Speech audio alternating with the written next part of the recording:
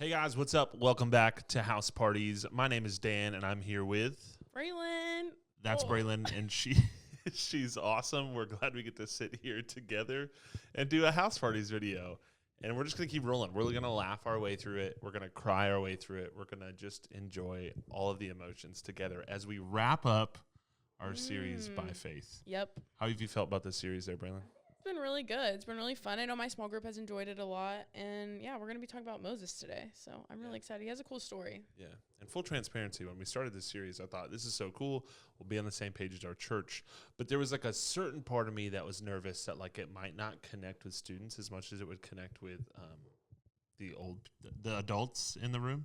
And I think it's wrong. I think it's been great. So I'm excited. Yeah, we're talking about Moses, who has an insane story from the very beginning. He gets a pretty big chunk of Hebrews chapter 11, which the only other person who gets that big of a chunk is probably Abraham, who gets a little bit more with him and his wife Sarah. We talked about him before. But I think he gets another big chunk because his life is so crazy. And do you remember the beginning of his life? Yeah, it starts with his family, right? Yeah, the faith starts in Hebrews 11, talks about by faith his family. And it talks about how he's born into Egypt as an Israelite or a Hebrew or a Jew, whatever word you want to use, God's people. And he's born in Egypt as a slave. And the Egyptians are like, there are so many of these Hebrew people, they're going to overtake us. And so they decide to do this horrible thing and just start eliminating babies.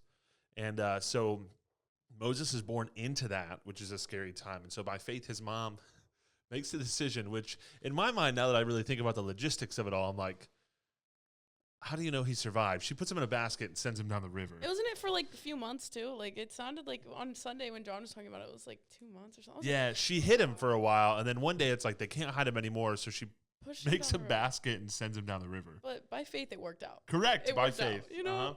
So she did it. It starts with the family of faith, trusting that God had something for this baby, and so we're going to at least give him a shot at making it. And so by faith, God works it out that Moses floats down the river and runs into and is found by the Pharaoh's daughter, which the Pharaoh's the king. So think of that like the princess. She's the princess. Yeah, the princess finds him. And Moses is raised by the princess, but they're like, hey, we need like a nanny. And who gets the job as the nanny? Moses' mom. Yeah. And so we just see God doing these crazy things, that one step of faith, this bold step of faith, this scary step of faith, that this mom sent her baby down a river, which I'm a father. I can't even imagine. But God worked it out in some really, really, really cool ways. But then he grows up in this palace as an adopted Hebrew kid with his family as a slave. And naturally, there's this weird tension where he's kind of pulled in two different directions. Yeah, because he has his mom in one ear, like telling him how he's Hebrew and he's, should identify with God. But then he's got his like fake the princess, like saying like, oh, you're a prince, like you have all these things. So he kind of got to choose in a way. Like he chose, instead of taking that easier way out, he like identified with God as a Hebrew in the end. But I think he was pulled in like two different directions because he had this cool life, like living as, I guess a prince. Would he be a prince? Yeah, I think so, yeah. Yeah, and then he had his mom there too, his real mom, telling him who he really is. Yeah, I mean, they named the movie Prince of Egypt, so he had to be. I hope y'all have seen that movie. I'm just going to take a moment. Raise your hand if you've seen Prince of Egypt. It's classic. The soundtrack's fire. You've never seen it? No. Oof. You have a homework. Anyway, it's a great movie. But yeah, I think there's this weird tension where Moses can grow up with all the comfort and all the just, I don't know, other word to say than easiness of being a prince, literally living in the palace. He could have chosen that. And that definitely would have been easier. Or he could choose to identify as one of God's people who are legitimately slaves at the moment, which obviously is not easier. And I think in that tension, we see him make one of the biggest mistakes of his life, which he actually sees an Egyptian being like abusing a Hebrew slave, and he kills this Egyptian dude out of like anger and frustration, which is obviously not the right thing to do. And that causes him but in a way, that's him choosing his identity, right? And then he actually runs away. He flees, and for like 40 years, he's in the middle of nowhere. He makes it, I think John told us on Sunday, he doesn't just like run out of town. He makes it 700 miles away, and he didn't have a car. So this dude walked, and it's not he made a big plan. He just went 700 miles, which is quite the hike. But out there, he kind of spends a lot of alone time. I think sometimes in the Bible, we forget the timeline of things. And we wonder why God doesn't show up in our life in like a day or a week or a month.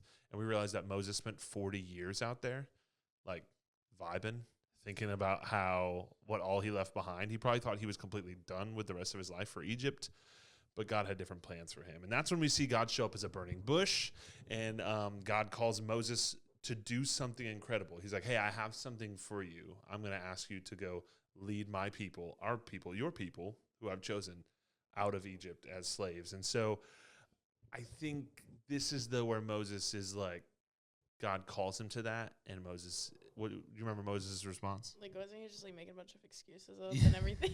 Yeah. My favorite is he's like, I'm not a good speaker. Moses is like, I stutter sometimes. I can't do that, God. I'm disqualified. I can't lead your people out of Egypt and be a leader of millions of people. I stutter when I talk. And so Moses comes up with every reason why he can't. God, I can't do that. I can't take that step.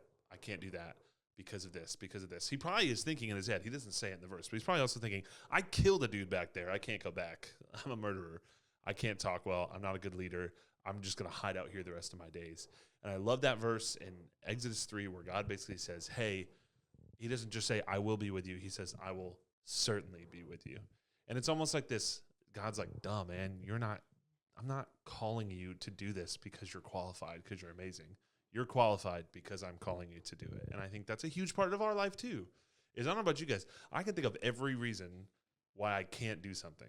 If you ask me things I'm bad at, I can give you a real long list of things I'm not good at. And if you ask me things I'm really good at, the list is a lot shorter. And so I'm always thinking, I can't do that because I'm this or I don't have this. And God's always like, listen, man, I don't care about that.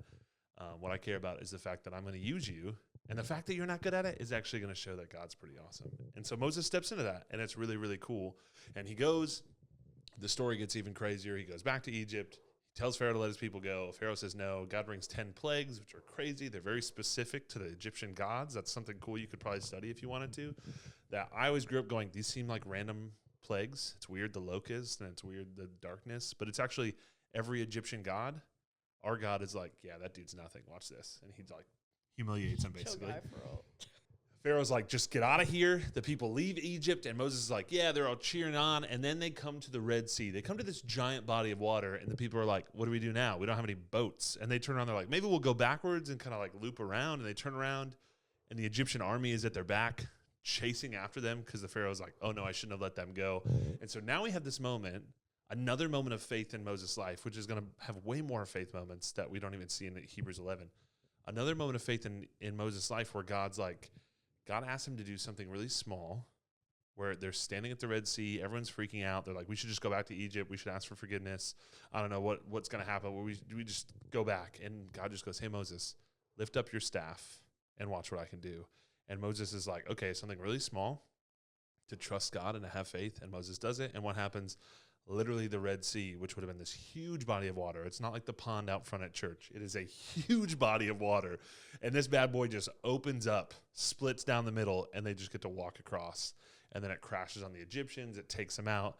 And now they're free of Egypt, and they get to be on their way to the promised land. And the story gets even crazier because they make a lot of bad decisions, and they wander around for 40 years. But they eventually get there, right? And so God does all these cool things. And I just keep thinking about that last little thing with Moses, right? Moses trusted God, that God would be with him. Moses trusted that God would show up, and God did. God did all the heavy lifting in Moses' story. But I think the key there is that last one at the Red Sea, God didn't ask Moses to do something insane. It wasn't like, here's the long list I need you to do of these incredibly hard and difficult things. It was like, dude, walk up to the water and lift your staff up and watch this. And I think that's me sometimes. I don't know about you. There's a lot of small things in my life that I think God's asking me to do that I think, what's the point though? I'm just not going to do that.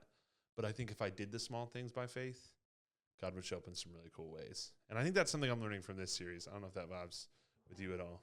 I feel like I totally agree with that. Like, just having those small steps that are leading to something so much bigger. And it really does feel pointless in the moment, just like taking these small steps, because you're like, what is this even going to do for me? But ultimately, it like just shows how unbelievable like God can be, like how like he can just really show up. And so I totally agree with that. And this whole series has kind of like awoken that in me. Yeah, man. It's not just Moses' story. It's a bunch of people's story. A few of them did really big things. Don't get me wrong. Some of those things were scary and bold, like Rahab we just talked about last week. But a lot of them are just really small things that God just asks us to do. he calls us to do. And I think if we trust them, we can do it. So as we wrap up this series, I think we can look at all those people in the chapter and be amazed at what God did in their life, but understand that it started with just really small steps that they took by faith. And so as we wrap up, I think the question we need to continue to ask, that we asked tonight, and that we should ask tomorrow, and that we should ask next week, and we should keep asking is, hey, what small or big step is God calling me to do by faith, where I trust in him and his promises? And then how can I see God show up in some really amazing ways? And I think we will. And I think that's where we begin to see chaos become this really cool movement. And we get to really be amazed and, as the Bible would say, right, marvel at how amazing God is and what he does. All right, bye, guys. I hope you all enjoy small group. Make sure y'all are diving in, just trying to focus on y'all's next steps. And we'll see you next week at Fairfest. Fairfest!